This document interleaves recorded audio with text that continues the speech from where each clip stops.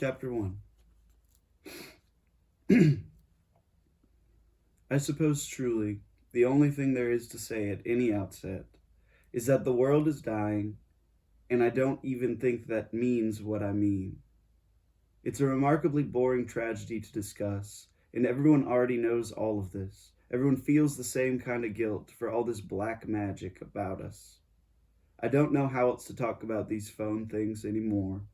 All of it has quickly become realer than the eyes that even see the screen, and that's why I only write in notebooks. Even though my penmanship is a scatological eyesore, something of these glowing rectangles frightens me more and more each day. I still use them. We all are now made to use them. We are training our children a handedness new, neither left nor right nor ambied, but some umbilical posture of sit. We have illuminated a metallic placenta which tethers our gaze to empty nourish. We are meant to be stunted, locked in nostalgic mythologies of suckling nothing, to stare at a screen as opposed to any sort of inward gleaning, to forget the natural capabilities of our hands, not to make a world, but to hold and sweat thumb through a manufactured image of a world. We are actively being conditioned to turn our backs upon the world, and this is all exactly while the natural world is dying and losing its divine equilibrium. The birds and creatures of the sea will all perish sooner than we realize, and their photographs will soon become only iconographies, and our real past within us will become myth. Our society wants us to remain children until the oligarchs finally house their luxury bankers.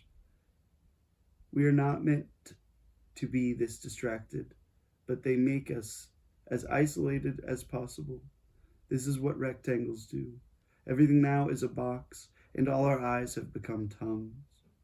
The images are clearly starting all to taste the same fecund yellow stale, and everyone clearly hates what the world is becoming.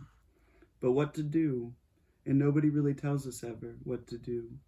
All our guts cry out in the same harmonious cacophonies, gleaming blood-red pirate args, waiting for the sea gods to taper the ocean's boil, but no one tells us what to do. Nobody tells us where to go, or when. All our phones have clocks, and all our shoes are designed specifically for sidewalking. But here we are, penniless, grown but still kids, without parents or nest eggs of American imperialism as our parents so lovingly received. We have been left hypnotized and home alone without fresh bread, but with an unlimited supply of pornography and pharmaceutical cornucopia. We label ourselves as the boxes demand.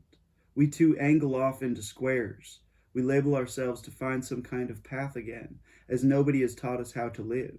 And these glowing beams are designed to hold us in stupor. We are conditioned to sit, always sitting, to forget our ancient hands, and to think nothing of our capabilities. Everything in human society was created by human hands, in some fashion.